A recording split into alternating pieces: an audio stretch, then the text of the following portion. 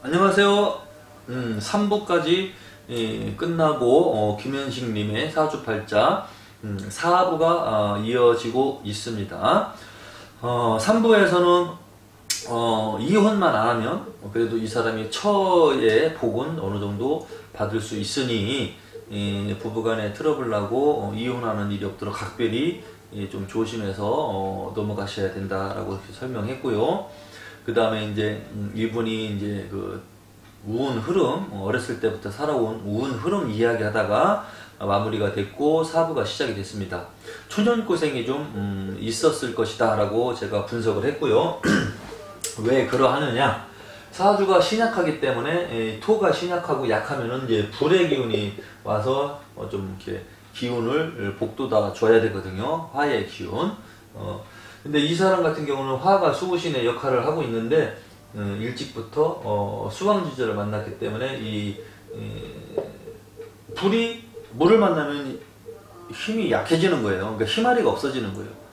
불은 물이 오면 꺼지잖아요. 모닥불 펴놨는데 비 내려봐요. 다 꺼지지. 그런 이치입니다. 그래서 불 났을 때 소방차가 가서 물을 뿌리는 게 불의 기운을 죽이려고 하는 거거든요.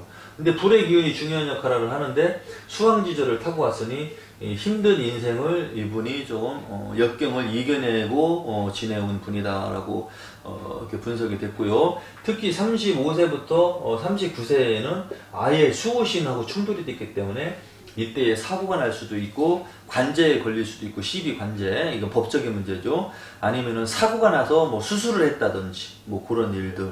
그리고 또 이거는 처궁, 부부궁을 이렇게 충돌을 쳤기 때문에 부부 문제로 조금 안 좋게 멀어져 있었다든지. 근데 이때에 이분 나이에 35세부터 39세 이때 무렵에 아이들을 출산하면은 이 사람 와이프가 출산했기 때문에 부부 관계가 원만하다고 볼 수 없어요. 잠자리부터 해갖고 뭐 부부 관계부터 해갖고 이렇게 멀어질 수밖에 없죠. 왜냐면 그 아내들은 아이를 낳으면 아이를 끼고 자기 때문에 아이가 없을 때처럼 생활이 안 됩니다. 아이들이 어느 정도 클 때까지는 남자가 생각이 안 나고 귀찮아요.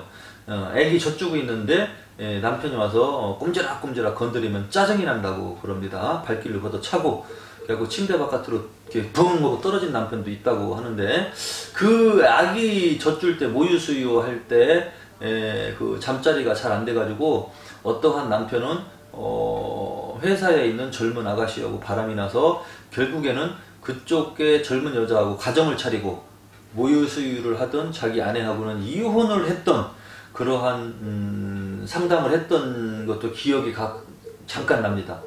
그 여자분은 아이 키우느라고 남편을 신경을 안 썼던 거예요.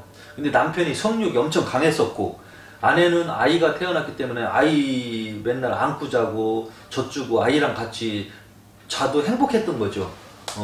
남편이 있어도 행복했지만 아이를 키우느라고 더 행복했었는데, 아이하고 있다 보면 어린애기가 수시로 깨잖아요. 그러니까 애기 엄마들은 잠을 제대로 못 자고 이게 막 잤다 깼다 하니까 예민해지고 피곤한 거고, 아이만 보면 그래도 행복했겠죠. 그 순간에 남편이라는 존재는 잊어버렸고 아이 젖주고 있는데 남편이 퇴근하고 와서 피곤해서 잠 좀 자려고 하면 남편이 와서 치근덕 건드리고 그러면은 얼마나 귀찮겠어요. 자다 말고 아이 떼놓고 딴 방으로 가서 뭐 잠자리가 되겠습니까? 안 되지.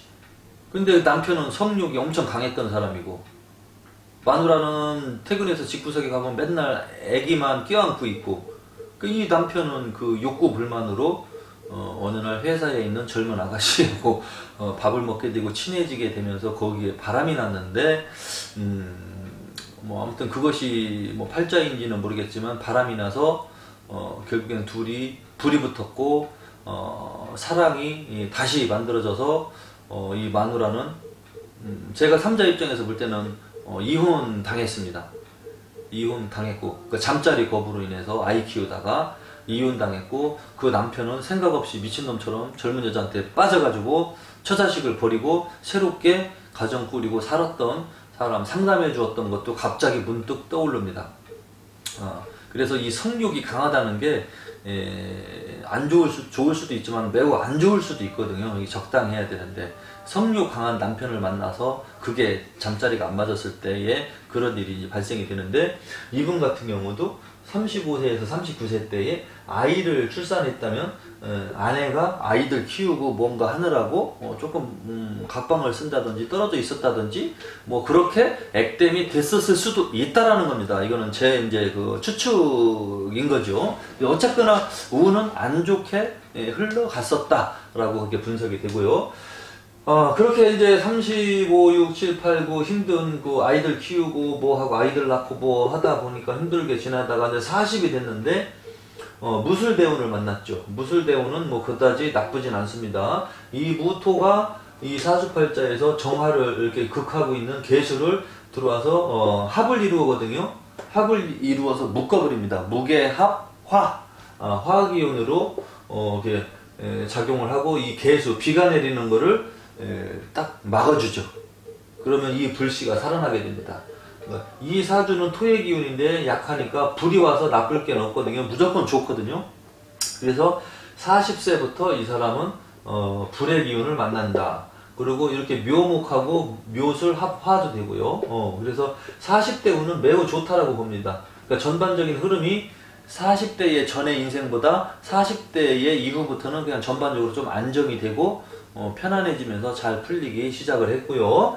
40대에 들어왔던 게 이제 50살까지 가죠. 여기 50대 운이니까 50에서 50, 1, 2, 3, 4 올해까지 막바지 고비입니다. 올해까지가 끝납니다. 요 운이 54까지. 그리고 55세가 여기서부터 시작이 되는데 55세는 내년이겠죠. 내년 신축년 내년부터는 여기 이제 유금 금의 운으로 들어가기 때문에 금 운은 안 좋죠. 금운으로 들어가면 이 수의 기운들이 왕성해지면서 사주에 있는 이 불의 기운들을 아예 무력화시키게 되고 하니까 이 사람은 내년부터 조심해야 됩니다. 또 내년에 신축년에 요 신축년에 이제 세운이라고 하는데 1년짜리 운을 신축이 들어오면 내년에 신금이 들어오는데 이 정미년에 정화가 왕을 건드립니다. 빡치게 되고 영모죄에 의해서 이 사람은 큰 낭패를 당하게 됩니다. 어떻게 나타나느냐? 구설수, 시비수, 관제, 사고수 그렇게 이제 발생이 될 가능성이 크기 때문에 2021년 신축년 매우 조심해야 된다. 이 운은 올년도 2020년도 경자년 12월부터 발생할 수가 있습니다. 겨울부터 이제 안 좋은 운이 이 사람한테 시작되기 때문에 관제수, 사고수 조심해야 되고요. 그 다음에 정미년, 정미생 양띠인데 신축을 만나면 또 축미, 여기가 또 충돌이 되죠. 여기를 다 때리는 겁니다. 연주를 그냥 다 통째로 때리기 때문에 내년에는 이 사람 분명히 사고수가 예측이 되기 때문에 어디에 가서 살풀이를 하든지 아니면 부적이라도 받아서 사고 예방 부적이라도 받아서 처방을 받아서 아무 일 없이 넘어갈 수 있도록 그렇게 신경을 써주시는 것도 좋고요. 내년 2021년도 신축년도는 이동수와 변동수도 예측이 됩니다. 직장의 변동일 수도 있고 사는 집을 이사할 수도 있고 내년에는 이동 변동수가 들어오면서 안 좋은 게 들어오는 거죠. 이동 변동은 주셔도 되는데 안 좋은 건 뭐냐? 인간 시비, 사고, 그 다음에 송사건 그런 일 터지는 일이 일어나지 않도록 각별히 조심하라는 거예요. 뭐 변동 주는 거야 아무 상관은 없죠. 근데 안 좋은 일 터지는 게 문제니까 안 좋은 일 터질 가능성이 매우 높다. 이 대운에서도 유금으로 들어갔기 때문에 안 좋죠. 그러니까 내년부터는 안 좋아요. 그리고 내년이 신축년이고 그 다음 년도가 이민년입니다. 이민년에는 임수가 들어옵니다. 수가 들어오면 이 사주는 또 맥을 못 추게 됩니다. 아주 안 좋습니다. 그래서 내년부터는 조금 이제 답답한 일들이 발생이 될 걸로 추정이 되니까 도 닦는 마음으로 또 스트레스 받고 힘들어도 직장 생활에서 불만 갖지 마시고 직장 다니는 것만으로도 행복하다라고 생각하시고 열심히 직장 다니시고 만약에 개인적인 일이나 개인적인 장사를 하게 되면은 내년에 조금 이상하게 안 좋은 일들로 인해서 매출이 떨어진다든지 이 금전운이 안 좋아진다든지 매출이 정상적으로 오르면은 비로 빠져나가는 돈이 이상하게 터져버린다든지 그럴 가능성이 크기 때문에 건강도 조심해야 되고 금전 관리도 조심해야 되고 또 외적으로는 인간 시비, 사고, 관제수까지 다 조심해야 됩니다. 내년부터는 살얼음판을 걷는 형국이라 욕심내지 마시고 사람 조심, 건강 조심, 돈 조심. 그렇게 풀어나가야 될 것으로 추정이 됩니다. 그렇게 해서 59세까지 가다가 60세에 그나마 또 다시 병화가 한번 떠줍니다. 이때부터 한 5년간은 또 그럭저럭 잘 넘어갑니다. 60, 61, 62, 63, 64까지는 잘 넘어가다가 또 65세부터 또 신금이 들어오기 때문에 좋지는 않죠. 형살이 들어와 있는데 또 형살이 또 들어오니까 이 사람이 65세 때에는 수술을 한다든지 몸수 건강 쪽으로 안 좋게 좀 들어올 것으로 추정이 된다, 추측이 된다, 풀이가 된다, 그렇게 말씀드릴 수가 있고요. 어쨌거나 올해 2020년도 경자년까지는 뭐 그럭저럭 우는 이렇게 40살 전의 인생보다는 그럭저럭 이렇게 좀 잘 받으면서 왔다. 근데 그 운이 올해로서 끝이다.